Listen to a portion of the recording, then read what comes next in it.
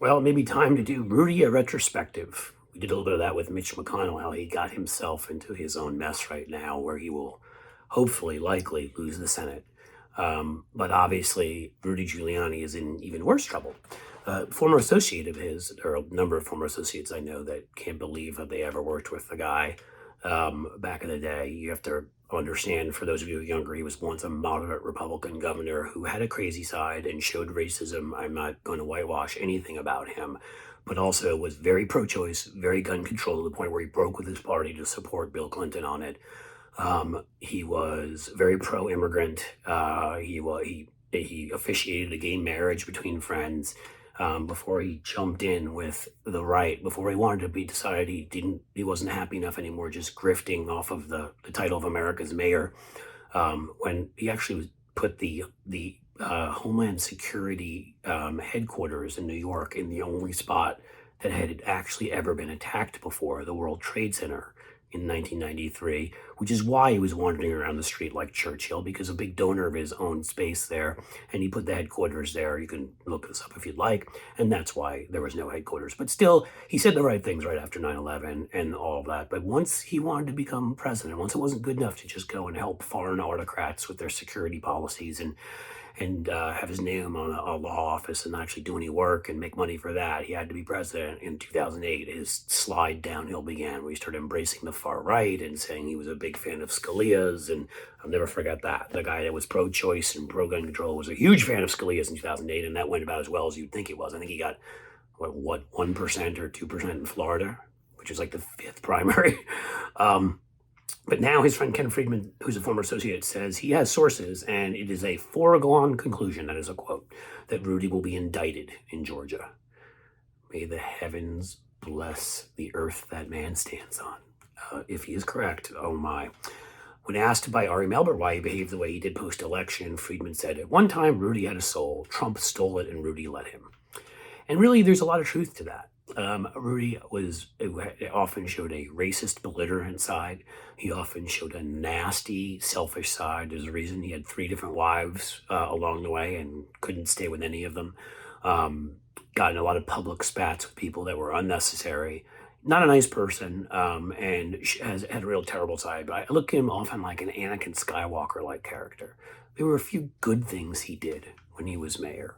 There are a lot of bad things. There are a few good things. And but there's too much damage in his soul, too much anger, too much resentment, too much envy, too much greed.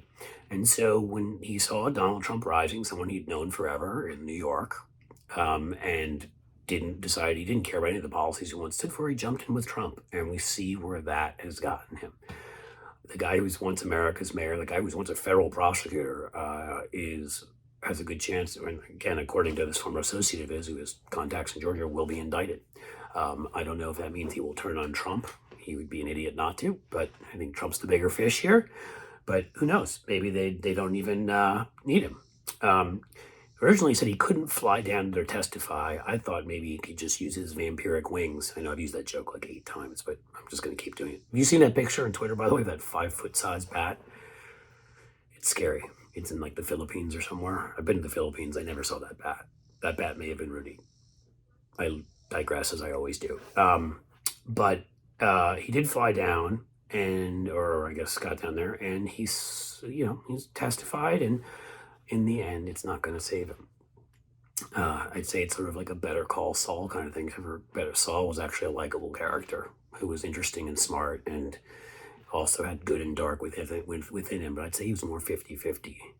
Rudy Giuliani was always more 85% dark, 15% light, showing up to officiate, and when a time when gay marriage was under assault for 2 friends of his was an actually terrific and wonderful thing as a friend to do. So there he had his moments, but overall, the lawlessness, the racism, trying to overthrow our election, not just down in Georgia, but he was, he's an idiot, so he called a reporter, or I guess he called a reporter the wrong phone number where he was trying to call Tommy Tuberville to say, even after January, that assault that day on our Capitol on January 6th with officers still down, you got to make sure to not certify the electoral votes. He went all in. He became, what they had Kenobi describe Darth Vader, twisted, more machine than man, I guess, twisted and evil, and that's what happened to Rudy Giuliani. And it's a tale, folks. It's a morality tale about what can happen to you when you so crave power. He had everything, this guy, even a persona he didn't deserve as America's mayor, and it wasn't enough. Learn to know when it's enough. Don't turn into Rudy Giuliani. Hey guys, if you like this, please subscribe. Please have your friends subscribe, share, on all forms of social media, and turn on notifications. Know when you get these, comment. You can find me at Cliff Schecter on Twitter. Thanks so much.